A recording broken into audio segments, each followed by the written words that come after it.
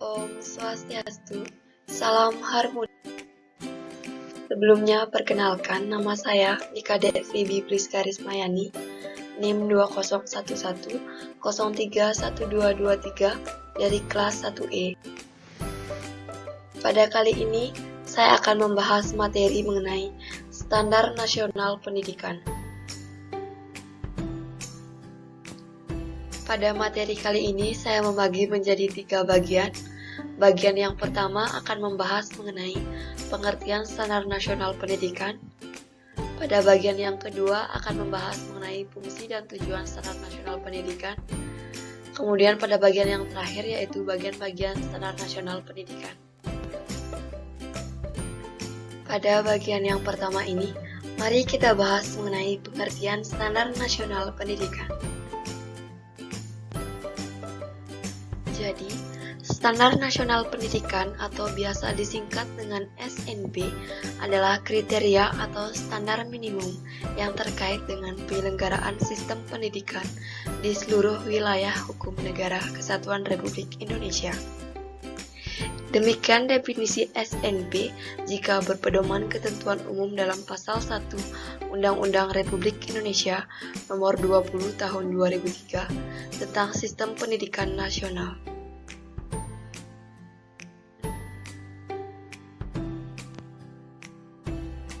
Kita lanjutkan ke bagian yang kedua, yaitu fungsi dan tujuan Standar Nasional Pendidikan. Fungsi dan tujuan SNP ada 3.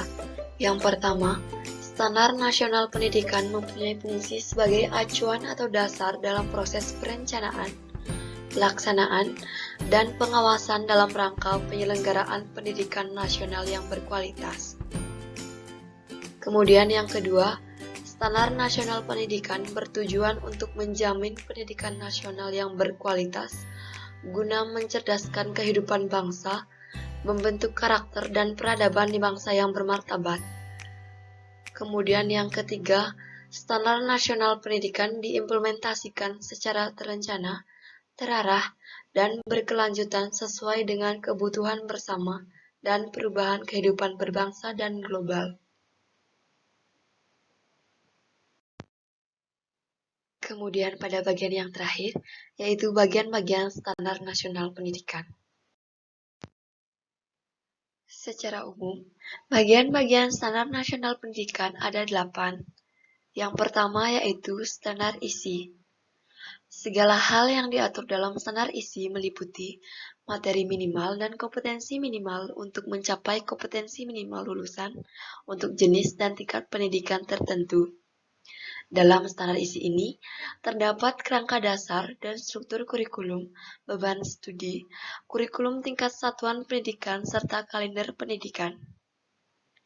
Peraturan Menteri tentang standar isi, yaitu Peraturan Menteri Nomor 22 Tahun 2006, Peraturan Menteri Nomor 24 Tahun 2006, dan Peraturan Menteri Nomor 14 Tahun 2007.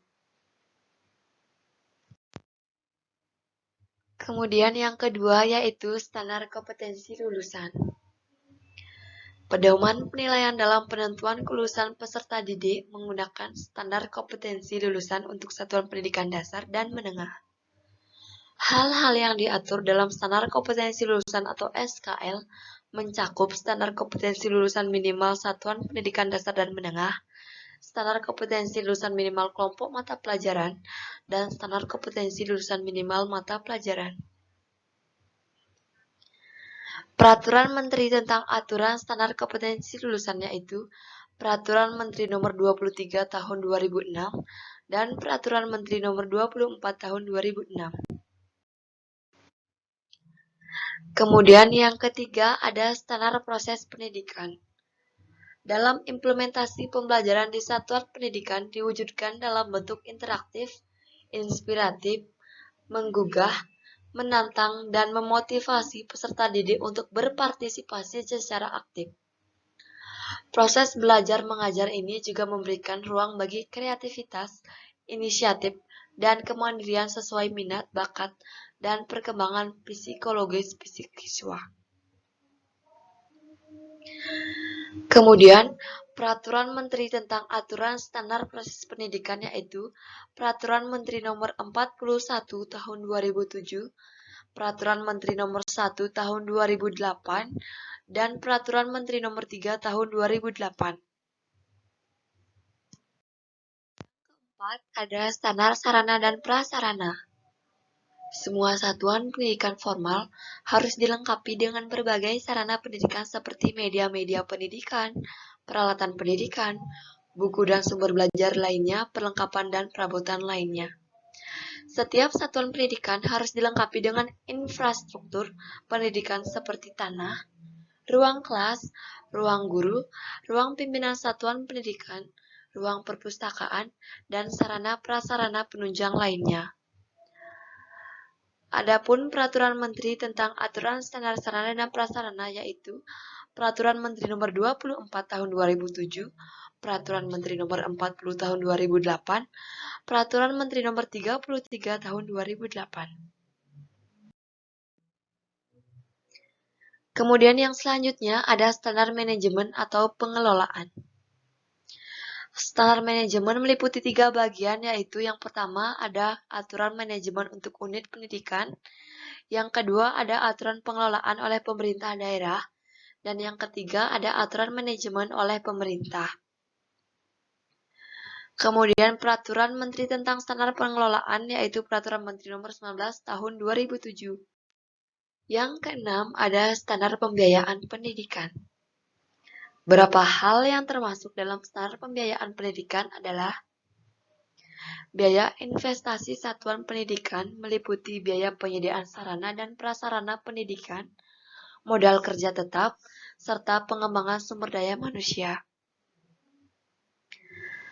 Kemudian biaya operasional satuan pendidikan meliputi gaji guru, peralatan pendidikan, biaya pemeliharaan sarana dan prasarana, pajak, dan asuransi. Kemudian yang terakhir, biaya personal termasuk biaya pendidikan yang harus dibayar siswa untuk berpartisipasi dalam proses belajar mengajar. Peraturan Menteri tentang Standar Pembiayaan Pendidikan yaitu Peraturan Menteri Nomor 69 Tahun 2009. Kemudian yang ketujuh ada standar penilaian pendidikan. Standar penilaian pendidikan mencakup beberapa hal, antara lain penilaian hasil belajar oleh pendidik, penilaian hasil belajar dari satuan pendidikan, dan penilaian hasil belajar oleh pemerintah. Kemudian Peraturan Menteri tentang Aturan Standar Penilaian Pendidikan yaitu Peraturan Menteri Nomor 20 Tahun 2007. Nah, yang ke-8 ada standar pendidik dan tenaga pendidik. Tenaga pendidik atau guru harus memiliki kualifikasi akademik dan kompetensi sebagai agen pembelajaran, sehat jasmani dan rohani, serta dapat mencapai tujuan pendidikan nasional. Pendidik harus memiliki ijazah dan atau sertifikat keahlian sesuai dengan hukum yang berlaku. Kompetensi yang harus dimiliki pendidik adalah yang pertama, kompetensi pedagogik, yang kedua, kompetensi sosial, yang ketiga, kompetensi kepribadian, dan yang keempat, kompetensi profesional.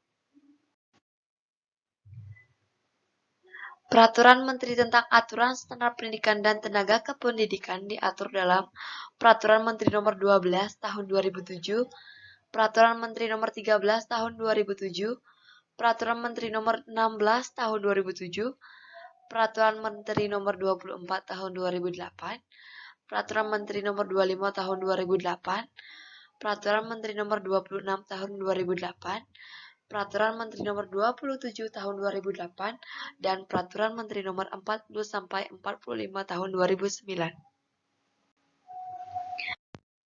Mungkin itu saja yang dapat saya sampaikan. Mohon maaf jika ada tutur kata yang kurang berkenan. Akhir kata saya tutup dengan Parama Santi. Om Santi, Santi, Santi Om. Terima kasih.